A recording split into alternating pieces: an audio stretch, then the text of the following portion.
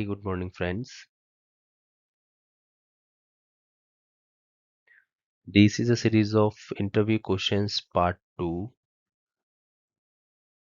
Earlier, I had also made a couple of interview questions, which was really appreciated by you. And depending upon the comments in the chat sections, most of the people had asked to make the questions, more questions on interview questions, which are generally asked in the interview.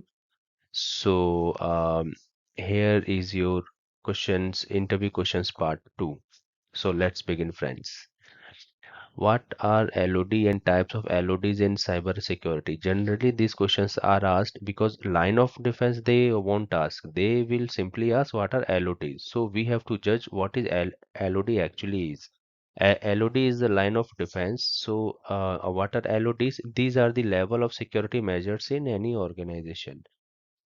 How many types of LODs? There are three types of LODs actually. So there are three types of LODs. First one is first line of defense.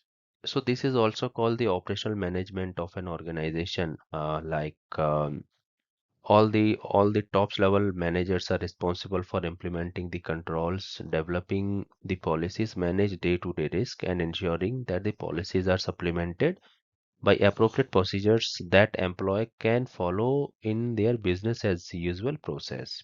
So the example of this control including implementing appropriate SODs. What is SODs? SODs is segregation of duties, information security policy, conduct PT, the penetrating testing and IT governance part. So all over we can say that first line of defense belongs to the implementation of the policies, right? And the segregation of duties we can say, okay, what is SOD? I had already made the section on SODs with detailed explanation. I can put the link in the description chat box for your convenience. So information security policies and how the penetrating testing is going and IT governance parts, these are the implementation parts, and the maintenance and the traffic monitoring part comes under the first line of defense. Now come to the second part. Second part is basically depends on the risk monitoring and oversight. So uh, previously there was the traffic monitoring part like security operations center. Here this is risk monitoring. So this is the difference. So, second line of defense is also called the RMO, that is risk monitoring and oversight. The second line of defense oversees the control implemented by the first line of defense and perform routine monitoring of the risk. The information security and risk management typically resides in the second LOD.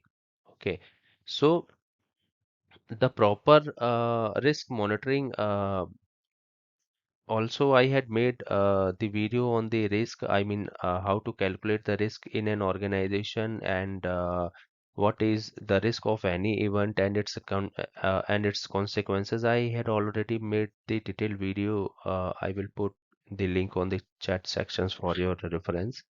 So, um, so after implementation, we have to monitor the risk calculation in an organization, which comes under the second line of defense, right?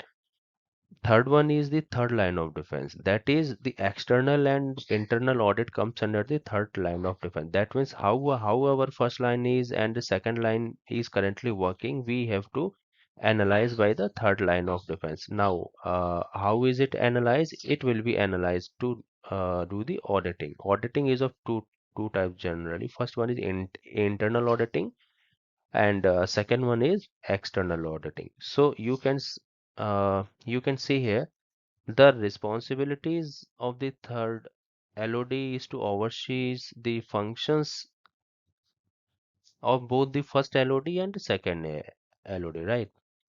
So these are the general three line of defenses if we talk about the securities and policies implementation in an organization. So interviewer generally ask what is LOD. He or she will not ask what is line of defense, because he or she will also judge that what actually, I mean, have you heard the name of line of defense or not, like that. Okay. So second question, yes, this is the very generic and confusing questions I can say, the difference between threat, vulnerability, and risk. Uh, Interviewer will again put the cross questions to get confuse you regarding threat, vulnerability, and risk. So, vulnerability. What is vulnerability? Vulnerability means there is a weakness in any system. Let's say an example with this. Let's say you have a house which is under constructions in which doors and windows are not implemented. Yes, that means doors and windows are yet to implement. Okay. So here, since doors and windows are not, what can I say? Doors and windows are not proper implemented. That is, they are considered as open. Okay. So doors and windows are our weakness through which anyone from outsider can have access to enter inside. Okay. So this is the weakness in our house. What is the weakness? The doors and windows. So doors and windows can be considered as vulnerabilities part. So this is a generic example I just had given. However, if we talk about the technical part, so technically in our applications, cross-site scripting, CSRF, and multiple, I mean, vulnerabilities. So these are the loopholes. So these loopholes are generally called as vulnerabilities, right? So let's try to understand the threat. See, actually, threat, vulnerability, and risk are very, I mean, what can I say? I mean, these are very closer to each other. So let's try to understand what is threat. Anyone who can exploit the vulnerabilities is called a threat. That means whoever the person using the benefit of loophole of vulnerabilities is called threat. In above examples, who takes the benefits of loose doors and windows and technically who can exploit the cross-site scripting and CSRF in the application is called the threat. That means whoever takes the benefits to enter inside the loose implemented doors and windows is called the threats. Okay. Now, what is risk? Risk means if we can combine the vulnerabilities and the threat. That means risk is a combination of a threat and vulnerabilities, we can say, as an a simpler side. Okay. So if we can combine the vulnerabilities and threats, these result as risk. We can say that any negative consequences of an event is called the risk.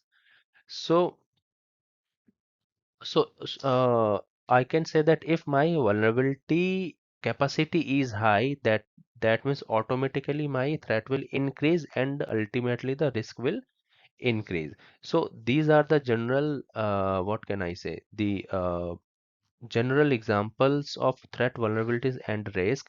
How to calculate the risk? What is the actual definition I can say of risk? I had made a separate video on this, a detailed videos like how to calculate the risk as well. You can check from the link provided in the description box. So friends, um, if you are liking such kind of videos, uh, kindly put your feedback or the suggestion. If you need any kind of further videos, kindly put in the comment box so that I can help you. Thanks for watching.